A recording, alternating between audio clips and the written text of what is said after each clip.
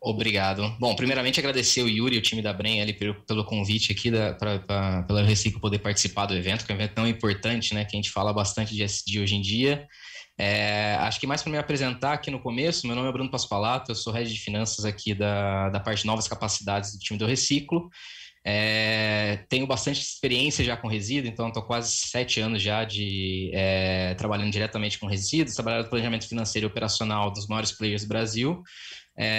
Desse período, eu participei da implantação da primeira planta de triagem mecanizada, a partir de resíduos sujos, né, as Dutch Murphys aqui no Brasil, então acho que foi um passo bem importante que a gente teve para conseguir ter essa evolução nas taxas de reciclagens aqui no Brasil. E eu vim explicar um pouco mais o que o Reciclo faz, né? Então, o Reciclo, na verdade, é uma empresa de tecnologia, é muito mais um conceito asset light, então ela não tem nenhum ativo físico, o principal ativo dela é dados. Então, a ideia dela é justamente atuar na cadeia de rastreamento ali, de reciclagem, então rastreando desde a parte da primeira ponta de reciclagem até chegar à cadeia final, que é a transformação efetiva do resíduo em um novo produto, em um novo material. Então, nesse ciclo, acaba conectando as grandes empresas, né, grandes empresas poluidoras de plástico com as centrais de triagem, fazendo essa conexão por meio de uma compensação ambiental, num mercado muito parecido com o crédito de carbono, que a gente já tem bem efetivo aqui no Brasil e no mundo, né?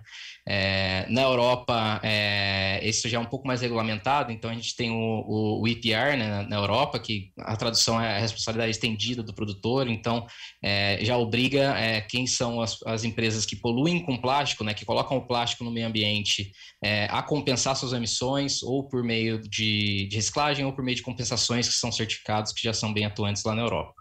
E como é que funciona isso de fato, né? Como é que o Reciclo ela atua aqui no Brasil? O primeiro passo dela é de homologação das centrais de triagem, então ela pega todas as centrais de triagem, fazem uma homologação para ver toda a questão de compliance, para ver a questão se não tem trabalho escravo, se não tem trabalho infantil, para ver se ela está de acordo, usa EPIs, então todos os protocolos de segurança, e que todo o resíduo dela é do pós-consumo, né? Então, o mais importante de tudo isso é que todos os resíduos de compensações ambientais que a gente está falando aqui não são resíduos industriais, eles são resíduos pós-consumo apenas. Disso é gerada uma nota fiscal, que ela vai vender essa nota fiscal para uma pessoa que vai transformar o plástico. Às vezes tem um intermediário no meio, que é o sucateiro, e acaba aqui tendo esse fluxo complexo. Então, a gente rastreia desde a emissão da nota fiscal até o MTR, que é o Manifesto de Transporte de Resíduos, até o certificado de destinação, caso todas as informações de onde foi, para onde vai, para gerar um certificado. Então, uma embalagem plástica, 1 tonelada de plástico que as centrais de triagens vendeu para uma empresa que vai transformar isso em outro resíduo, em outro material, outro produto, ela acaba que gera um certificado de reciclagem. Esse certificado de reciclagem ele pode ser comercializado para as grandes empresas compensarem as emissões ali de plásticos no meio ambiente. E todo esse processo da Reciclo é auditado pela Ernst Young, então a gente tem uma Big Four que comprova toda essa blockchain que a gente tem para ter uma certificação maior ali, uma confiabilidade maior, tanto que desde o começo da Reciclo nunca teve nenhum processo jurídico em relação às compensações que todos os nossos clientes tivemos. E a gente tem como principal parceiro ali é o Instituto Rever, que é a entidade gestora ali do Recicla Mais, que é o programa do governo sobre a reciclagem no Brasil. E a gente acaba classificando a compensação em dois motivos principais ali pelas empresas, né? Por que as empresas elas fazem essa compensação? A gente tem um motivo mais soft, que é a parte de marketing, de branding, então toda a parte que a empresa ela vai divulgar, que se preocupa com o meio ambiente, que está efetivando as taxas de reciclagem, que ela tem uma embalagem sustentável ou alguma coisa nesse sentido. Então a gente chama isso mais soft, é uma preocupação ambiental do consumidor ali com os poluentes. E a parte mais hard, que aí a gente chama de hard, a parte de licenciamento ambiental. Aqui em São Paulo, a CETESB já condiciona dentro da licença de operação a compensação de pelo menos 22%, e essa meta vai ser crescente daqui a 2040.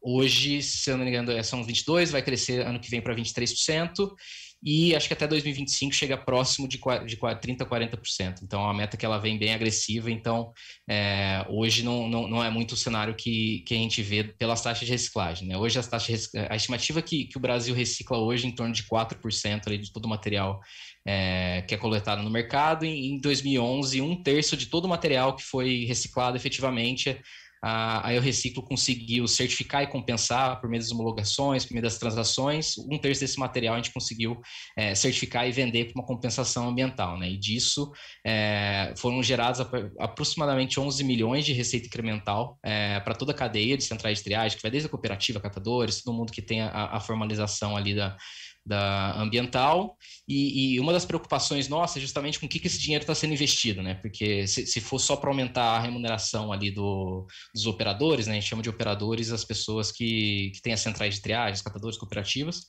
só para aumentar a renda, acho que não fomenta muito a cadeia, né? Então, a pesquisa que a gente fez, dentro desses 11 milhões, um terço o pessoal... os operadores gastaram em infraestrutura, então um aluguel, uma conta de luz, às vezes que está um pouco atrasado, compra de EPIs, ampliação do galpão, que eles atuam para condicionar mais material, receber mais material.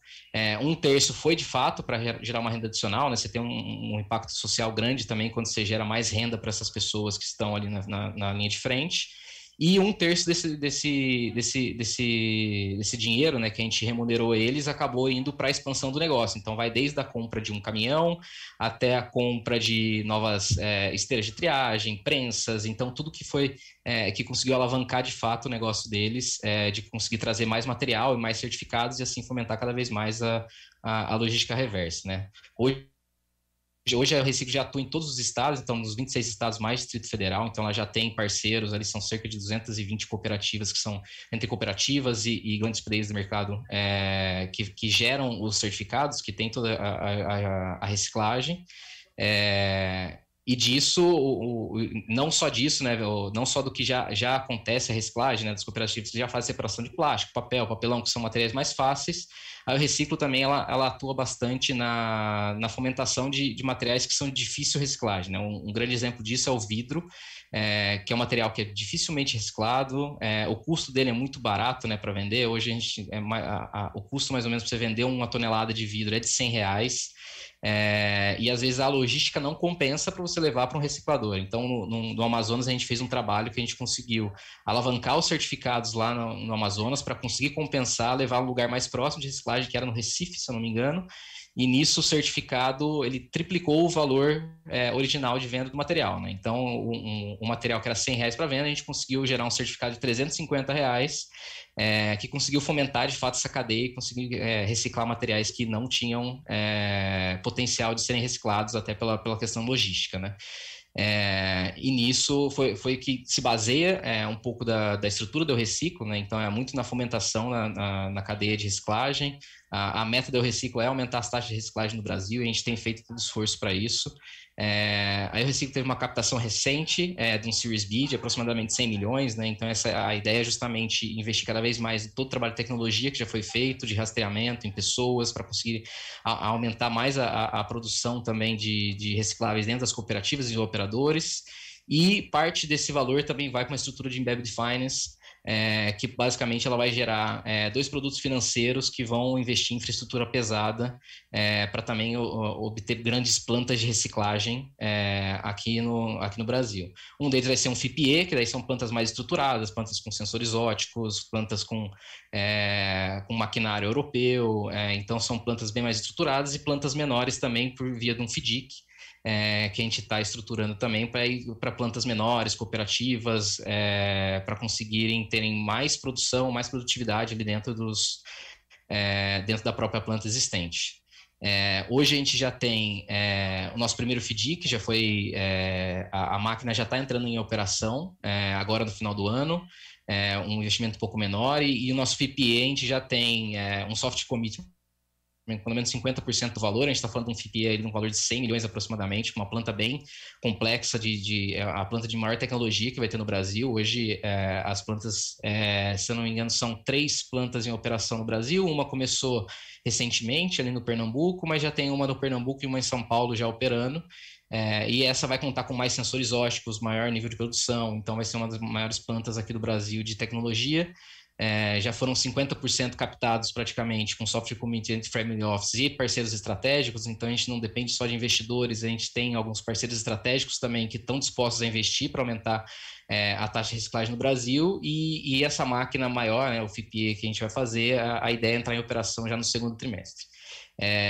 As máquinas, ela basicamente o processo dela é a entrada do material bruto, então todo o material que já foi passado por uma triagem, já foi feita coleta seletiva e ia ser destinado num aterro sanitário, ele vai ser processado como se fosse um processo industrial, então vai ter a abertura do saco, a separação orgânica da fração seca, dessa fração seca a gente separa em várias linhas que vão para vários óticos, e com isso a gente tem toda a separação de material vendável, então o PET, PAD, alguns materiais flexíveis que ainda têm uma capacidade de venda, mas mesmo assim são bem menores, apesar da quantidade alta de material plástico flexível que tem no resíduo. Além de separação de metais, ferrosos, não ferrosos, papelão, então vai ter toda essa separação dentro dessa planta.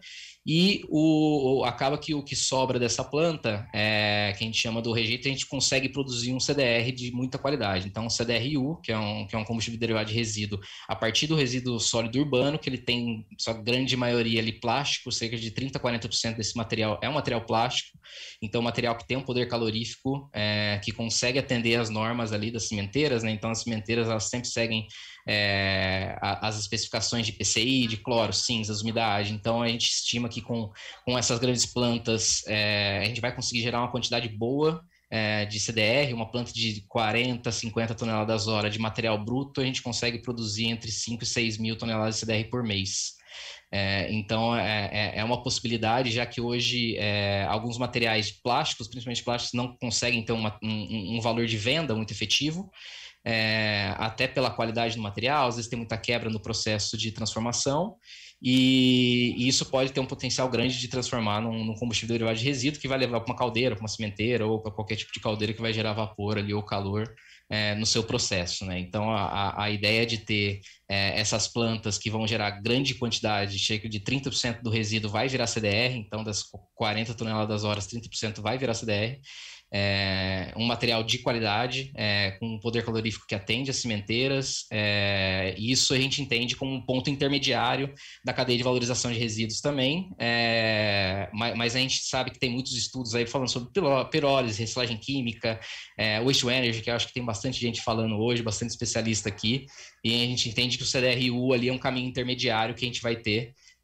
até a gente conseguir atingir mais taxa de reciclagem e realmente conseguir voltar todo esse resíduo para a cadeia, né? O ideal é a gente tirar todo o material que tem o potencial de voltar para a economia circular de fato, né? Então, não só fazer a valorização energética desse resíduo, mas ele voltar a ser uma embalagem de novo, né? Esse que é o principal ponto que a gente tem hoje para a logística reversa, e o que a gente não consegue fazer ainda, né, quando a gente tem uma tecnologia intermediária, é justamente a gente fazer um CDRU ou outra tecnologia que consiga suprir isso intermediariamente até a gente conseguir reciclar a maior quantidade de material possível, né? Então, esse é um pouco do contexto, né? Espero ter agregado bastante, e muito obrigado aí pela presença de todos.